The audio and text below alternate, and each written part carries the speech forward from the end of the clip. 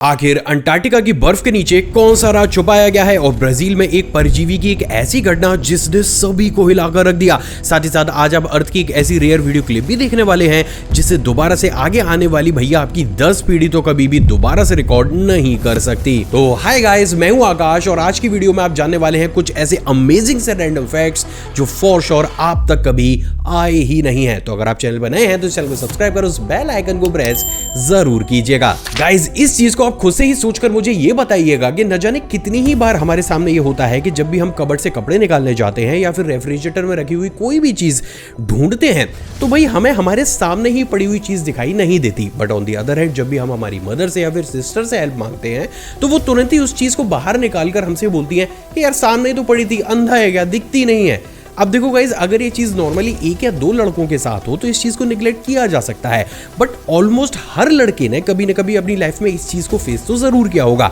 So now the question is this कि फिर आखिर हम लड़कों के साथ भाई ऐसी कौन सी ही परेशानी आकर खड़ी होती है कि हमें हमारे सामने पड़ी हुई चीज दिखाई नहीं देती, but on the other hand जो फीमेल्स होती हैं वो एक ही झटके में उसको देख लेती हैं। तो देखो गाइज, इन सारी चीजों की शुरुआत होती है एक्चुअली में इवोल्यूशन से। तो देखो गाइज, टेक्निकली शुरुआती दौर में अपनी फैमिली के पेट भरने की रेस्पॉन्सिबिलिटी लड़कियों की नहीं बल्कि हम लड़कों की हुआ करती थी, जिसकी वजह से हम लड़कों को दूर दूर मौजूद अपने शिकार को न सिर्फ देखना होता था बल्कि उन पर सही निशाना लगाकर उन्हें ढेर भी करना होता था, जिसकी वजह से हम लड़कों का जो पेरिफेरल विजन होता है ना वो ज्यादा ब्रॉड नहीं होता था। जबकि बात अगर लेडीज की जाए तो भाई उन्हें क्या करना होता था, उन्हें अपना काम करते करते ये चीज भी देखनी होती थी कि जो मैं पका रही हूं वो सही है या फिर नहीं, और उनके आसपास जो बच्चे खेल रहे होते थे उन पर भी ध्यान देना होता था, जिसकी वजह से लेडीज का जो पेरिफेरल विजन होता है ना वो लड़कों के कंपैरिजन में ज्यादा ब्रॉड और चीजों को ढूंढने वाला होता है। और देखो यही वो एक सबसे बड़ा रीजन है जिसके चलते हुए अक्सर रेफ्रिजरेटर में अगर कोई चीज पीछे पड़ी हुई है या कबर्ड में हमारी जो टी शर्ट हम ढूंढ रहे हैं वो 2 या 3 कपड़ों के नीचे पड़ी हुई है तो अक्सर हम लड़कों को वो दिखाई नहीं देती है, जबकि लेडीज को वो एक ही झटके में सामने पड़ी हुई दिखाई दे जाती है। और हाँ गाइज, अब ये सुनने के बाद प्लीज ये कमेंट मत करना कि भाई फिर ड्राइविंग पर ये पेरिफेरल विजन उनका कहां चला जाता है, क्योंकि इसके पीछे की भी साइंस में ऑलरेडी आपको बता चुका हूं। गाइज, अगर घर से बाहर निकलने के बाद आप खुले मैदान में पहुंच जाते हो और ये सोचते हो कि फिर आपके सर के ऊपर कोई भी चीज आकर टकरा नहीं सकती है तो देखो साइंटिफिकली आप बिल्कुल ही गलत सोच रहे हो, क्योंकि देखो गाइज बहुत सी स्टडीज इस बात को पूरे तरीके से क्लियर कर चुकी हैं कि देखो ऑन एन एवरेज हर दिन ना 17 मीटियोराइड्स अर्थ की सतह से आकर टकराते हैं। और भाई साहब ये इतने ज्यादा गर्म होते हैं कि अगर बाई चांस किसी भी इंसान के ऊपर गिर गए ना तो भैया चंद ही सेकंड में उसको भस्म तक कर सकते हैं। लेकिन देखो गाइस, इस चीज के साथ सबसे बड़ी प्रॉब्लम क्या है ना कि ये एक तो बहुत ज्यादा अनएक्सपेक्टेड है, प्लस भाई ये कभी भी और कहीं पर भी हो सकती है। तो ऑलमोस्ट एक मीटियोराइड का अर्थ की सतह से टकराना और वो कैसी आवाज को प्रोड्यूस करता होगा ना भाई ये जान पाना काफी ज्यादा मुश्किल होता है, और इसलिए भी आज तक इस फिनोमेना की कोई भी ऑथेंटिक वीडियो को भैया शूट नहीं कर पाया है। बट गाइस, वो कहते हैं ना कि हर इम्पॉसिबल चीज कभी ना कभी तो भाई पॉसिबल बन ही जाती है। और इसलिए भी गाइस, शायद आपको ये बात नहीं पता होगी लेकिन रिसेंटली कनाडा के एक शख्स के सीसीटीवी कैमरा ने इस बेहद ही रेयर फिनोमेना की ना सिर्फ वीडियो को रिकॉर्ड किया है बल्कि उसने एक मीटियोराइड की आवाज को भी रिकॉर्ड किया है, और इसलिए भी इस वीडियो क्लिप को ना भाई साहब काफी ज्यादा रेयर माना जाता है। तो जो चीज इतनी ज्यादा रेयर है वो माय इंडिया फैमिली के लिए आपका आकाश भाई लेकर ना आए भाई ये तो हो ही नहीं सकता है। तो चलिए देखते हैं उस एक्सक्लूसिव वीडियो को। Sound never recorded before. Captured clearly in daylight.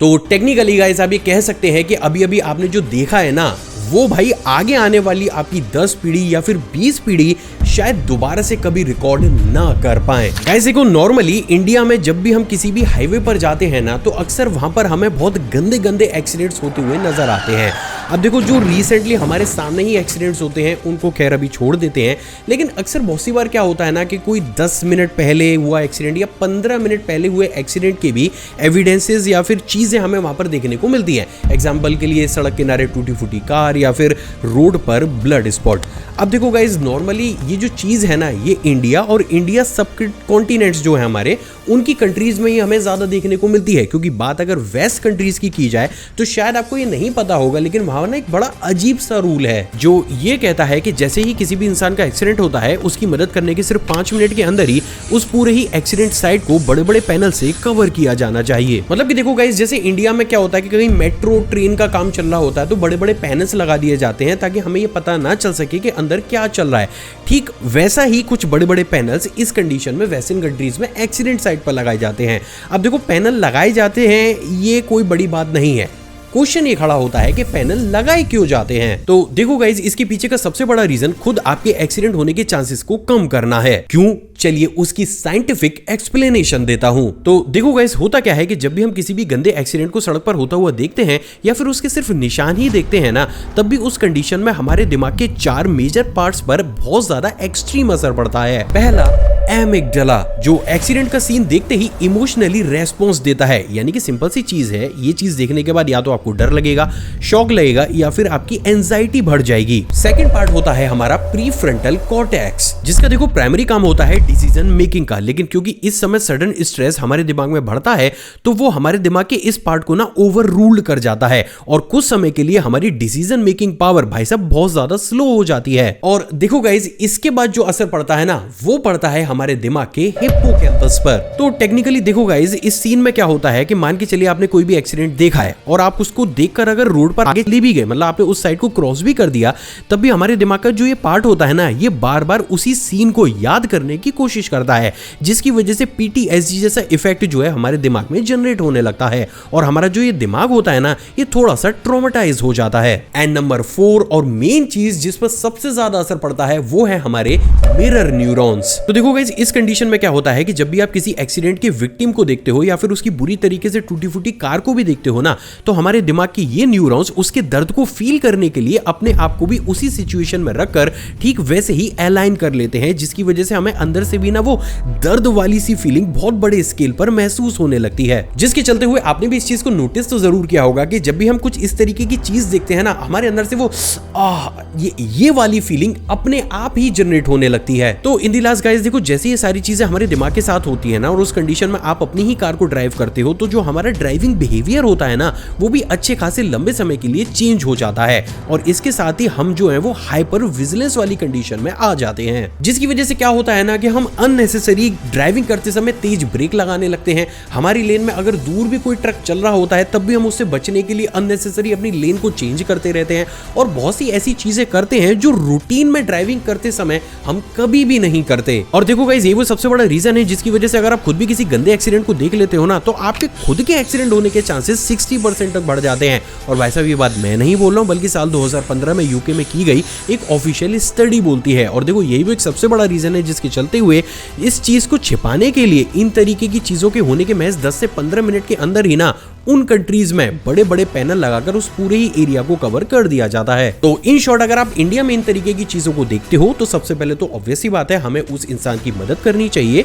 And secondly, 45 minute से लेकर 1 घंटे तक उसके बाद आपको अपने आप को नॉर्मल करना है, देन उसी कंडीशन में ड्राइव कीजिएगा। उससे पहले कभी भी ड्राइविंग सीट पर बैठकर ये मत सोचिएगा कि मेरे साथ क्या हुआ है, मैंने तो बस ये चीज देखी ही है ना। उसका असर आपकी ड्राइविंग पर 100% पड़ेगा। गाइस, आप ना मुझे एक बिल्कुल सिंपल सी बात बताओ कि हम इंसान उठकर किसी दूसरे प्लेनेट पर कल जाते हैं और हमें ना वहां पर कोई अलग परजीवी सभ्यता देखने को मिलती है। सो बीइंग अ ह्यूमन और रिसर्चर, हम क्या करेंगे भाई? ऑब्वियस सी बात है, हम उस परजीवी सभ्यता की ना सैंपलिंग करना शुरू करेंगे। कहने का मतलब ये है कि भाई हमारे पास जितनी भी टेक्नोलॉजी होगी उन सभी की मदद से हम ये जानने की कोशिश करेंगे कि वो जो परजीवी है उसकी स्किन कैसी है, उसका बॉडी टेक्सचर कैसा है, उसकी जो बॉडी है वो काम कैसे करती है, राइट? तो भाई देखो, अब इस पॉइंट पर ये सवाल तो जरूर खड़ा होता है कि एक तरफ तो हम चिल्ला चिल्ला कर ये बोलते हैं कि भाई जो परजीवी है ना वो अक्सर अर्थ पर आते हैं, तो अगर कोई भी परजीवी कल को उठकर हमारी अर्थ पर आ रहा है और उसे हम इंसान देख रहे हैं,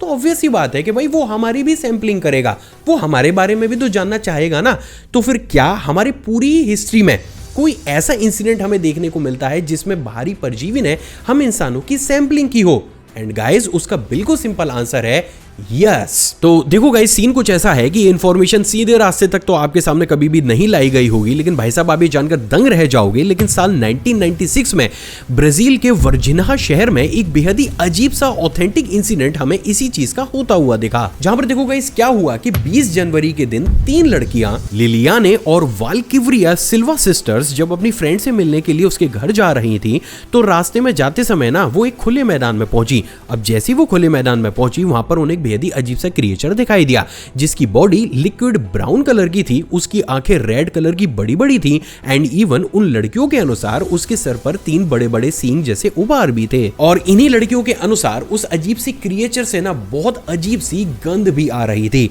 अब जैसे ही ये चीज हुई, उस क्रिएचर ने अपनी तरफ से एक अजीब सी मशीन को निकाला और उस मशीन को इन तीनों ही लड़कियों में से एक लड़की की तरफ पॉइंट आउट किया, जिसके बाद उस लड़की की चेस्ट में बहुत तेज जलन हुई और वो बेहोश हो गई। अब देखो, जब ये सारी ही चीजें हुई तो बाकी की बची हुई 2 जो लड़कियां थी ना, वो बुरी तरीके से घबरा गईं और उन्होंने तुरंत ही बेहोश हुई अपनी फ्रेंड को उठाकर हॉस्पिटल में एडमिट कराया। जिसके बाद बकायदा उन तीनों ही लड़कियों ने पुलिस के सामने उस क्रिएचर के स्केच को बनवाया, जो अभी आपकी स्क्रीन पर दिख भी रहा है। जिसके बाद इस स्केच को और ज्यादा रिफाइन किया गया और वो इमेज दोबारा से अभी आपको आपकी स्क्रीन पर दिखाई दे रही है। एंड रिसेंट टाइम में ATI की ऑफिशियल वेबसाइट पर भी इस पूरे ही इंसिडेंट को बकायदा स्टेप बाय स्टेप पोस्ट भी किया गया। और देखो गाइस, मेरे पीछे अभी जो वीडियो चल रही है ना, प्रैक्टिकली वो एक CGI है। और भाई साहब, उस CGI को मैंने या मेरी टीम ने बनाकर तैयार नहीं किया है, ये तैयार किया है बकायदा नेशनल ज्योग्राफिक की टीम ने। क्योंकि गाइस शायद आपको ये नहीं पता होगा, लेकिन नेशनल ज्योग्राफिक ने भी बकायदा इस पूरे ही इंसिडेंट के ऊपर एक ऑफिशियल डॉक्यूमेंट्री को भी बना रखा है। तो अब सवाल तो ये खड़ा होता है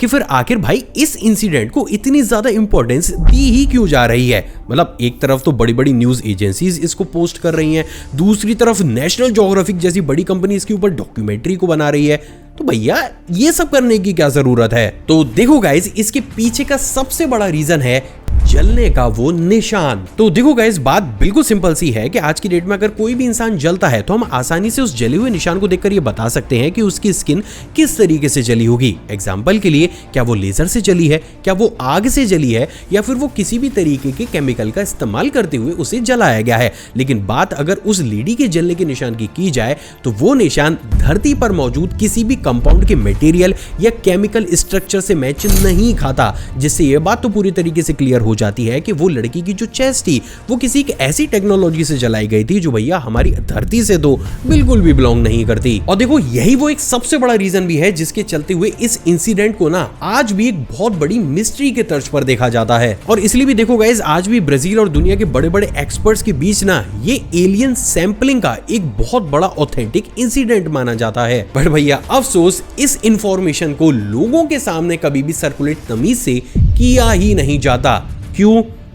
कोई भी नहीं जानता। गाइस देखो, ये बात तो हम सभी को पता है कि जब भी हम लड़के अंदर से सैड या फिर ब्रोकन फील करते हैं ना, तो हम पूरी सोसाइटी से कट जाते हैं। और उस समय अगर हमारा कोई भी फ्रेंड बार बार पोक करके हमसे पूछता है कि अरे बताना क्या प्रॉब्लम है, भाई बोलता क्यों नहीं, बताना, तो उल्टा हम हमारे फ्रेंड पर ही गुस्सा कर जाते हैं और कहते हैं यार जस्ट लीव मी अलोन, कुछ टाइम दे, मैं अपने आप ही ठीक हो जाऊंगा। But on the other hand, बात अगर लड़कियों की जाए तो देखो, जब भी लड़कियां अंदर से सैड या फिर ब्रोकन फील करती है ना, तो उन्हें कोई ना कोई ऐसा शख्स चाहिए होता है जिससे वो अपनी सारी बातों को शेयर कर सके। तो देखो, इस पॉइंट पर अभी सवाल तो जरूर खड़ा होता है कि भाई जब स्पीशी तो कॉमन ही है, तो फिर सिर्फ जेंडर चेंज हो जाने की वजह से हमारी मेंटेलिटी में इतना बड़ा फर्क जनरेट हो ही क्यों रहा है। तो देखो गाइस, इसके सटीक आंसर को जानने से पहले ना हमें एक मेल और फीमेल के दिमाग की वर्किंग को समझना होगा। एक्चुअली में गाइस देखो, हम जो मेल होते हैं ना, हम जब इवॉल्व हो रहे थे तो हम इवॉल्व हुए हैं एज अ हंटर और प्रोटेक्टर, जिसकी वजह से हमारा जो ये दिमाग होता है ना, ये किसी भी प्रॉब्लम को सॉल्व करने से ही शांत होता है।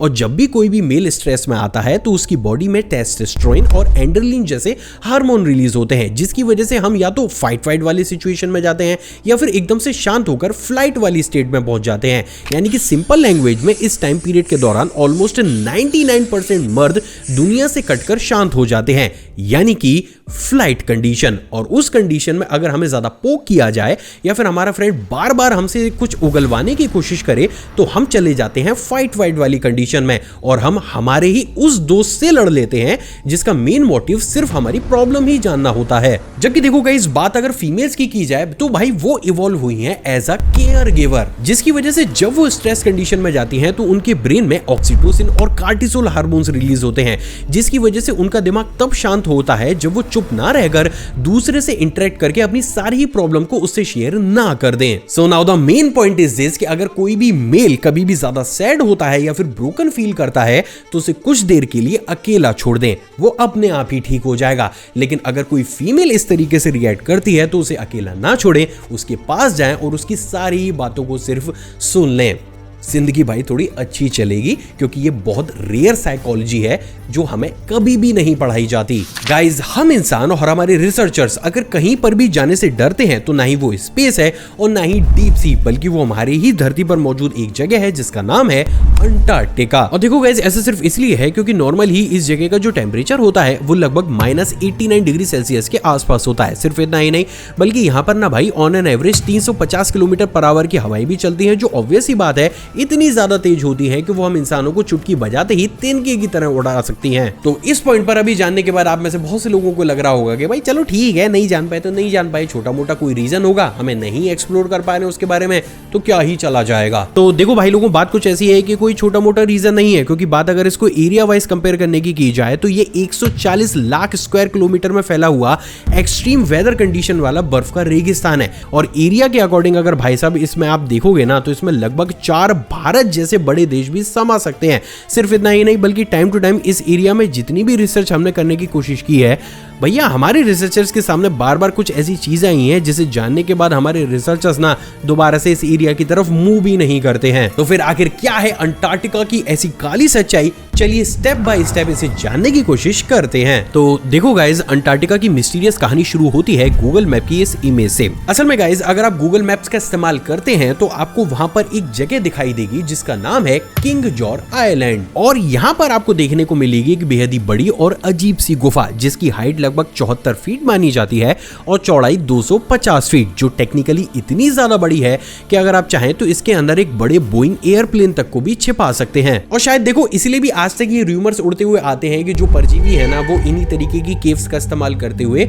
हम इंसानों से छिपने की कोशिश करते हैं। लेकिन एक और चीज जो इस केव को काफी ज्यादा मिस्टीरियस बनाती है वो ये है दोस्तों कि ये जो केव है ना भाई, ये पूरे ही तरीके से डिसअपियर हो जाती है। मतलब देखो होता क्या है कि नॉर्मली हमारी अर्थ की जो इमेजिनरी सैटेलाइट्स होती है ना, वो टाइम टू टाइम हर एक रीजन की फोटोज को क्लिक करके अपने डेटाबेस को अपडेट करती है। अब नॉर्मली अगर कोई भी घर या फिर बिल्डिंग भाई किसी भी जगह पर मौजूद है और वो सैटेलाइट 2 महीने या फिर भाई 2 साल के बाद भी अगर उस एरिया की फोटो को क्लिक करेगी तो वो बिल्डिंग और जो जगह होगी भाई वो तो वहीं पर ही रहेगी ना। लेकिन बात अगर इस केव की जाए तो वेदर कंडीशन और बर्फ की कंडीशन सेम होने के बावजूद भी ये मिस्टीरियस केव कभी भी गूगल की इमेजिनरी सैटेलाइट से गायब हो जाती है। और ये वो एक सबसे बड़ा रीजन भी है जिसके चलते हुए खुद रिसर्चर्स भी इस केव को आज भी एक बहुत बड़ी मिस्ट्री मानते हैं। लेकिन एक और चीज जो इस पूरे ही कहानी को तोड़ मरोड़ देती है वो ये है दोस्तों कि खुद रिसर्चर्स का ये मानना है कि सिर्फ यही केव नहीं बल्कि अंटार्कटिका में टाइम टू टाइम बहुत सी ऐसी चीजें, इमेजेस या फिर सर्टेन रिसर्चेस में हमारे सामने आई हैं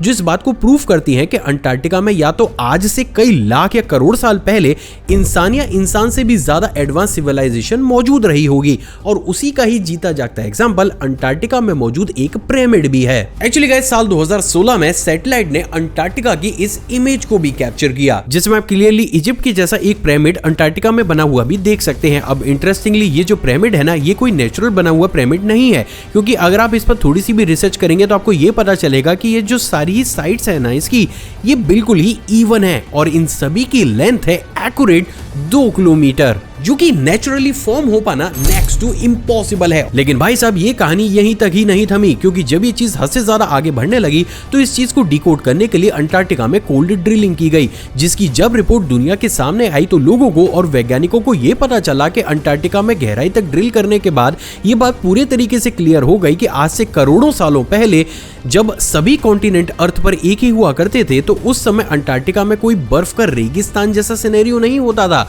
बल्कि ये भी एक हरा भरा जंगल था, क्योंकि देखो गाइस उस ड्रिलिंग में ना हमें पेड़ और हर्ब्स के ट्रेसेस देखने को मिले। यानी कि इस पॉइंट पर यह थ्योरी पूरे ही तरीके से क्लियर हो जाती है कि भाई आज से करोड़ों साल पहले जब अंटार्कटिका गर्म हुआ करता था तो भाई उसके ऊपर इन तरीके की केव्स, पिरामिड्स या फिर जो भी स्कल्पचर्स बने होंगे और भी ज्यादा जो हमें अभी दिखाई नहीं दे रहे हैं, वो या तो भाई हमसे पहले कोई एडवांस सिविलाइजेशन रही होगी उसने बनाए होंगे, क्योंकि टेक्निकली इनकी जो एज है जो अभी तक हमें देखने को मिल रही है, इनकी एज हम ह्यूमन सिविलाइजेशन की जो एज है ना उससे भी काफी ज्यादा पुरानी है। तो टेक्निकली इस बेसिस पर अब ये रिसर्चर्स धीरे धीरे खुद भी मानने लगे हैं कि शायद कोई हमसे भी ज्यादा एडवांस या कोई ऐसी सिविलाइजेशन सभ्यता उस समय शायद हमारी अर्थ पर मौजूद हो और मे बी उन्होंने ही इन तरीके की चीजों को बनाया हो, या फिर बिगफुट जैसे क्रिएचर्स भी वहां पर मौजूद हो सकते हैं। और देखो ये बिगफुट वाला जो एलिमेंट है भाई वो इसलिए भी बार बार हमारे सामने आता है क्योंकि खुद रिसेंट की गई बहुत सी रिसर्च में अब जो रिसर्चर्स हैं उनकी एक बहुत बड़ी लॉबी खुद ये मानने लगी है कि मे बी बिगफुट जैसा जो क्रिएचर है ना वो आज भी अंटार्कटिका जैसे रीजन में मौजूद हो सकता है। हालांकि अगर आप ये चाहते हैं कि इस जलपरी की वीडियो की तरह ही एक डेडिकेटेड पूरी वीडियो बिगफुट के ऊपर भी बनाई जाए तो आप नीचे कमेंट सेक्शन में मुझे कमेंट कर सकते हैं। लेकिन गाइस इस पॉइंट के बाद एक और लास्ट चीज जो वैज्ञानिकों को सबसे ज्यादा परेशान कर रही है वो है अंटार्कटिका में दबे हुए कुछ मिस्टीरियस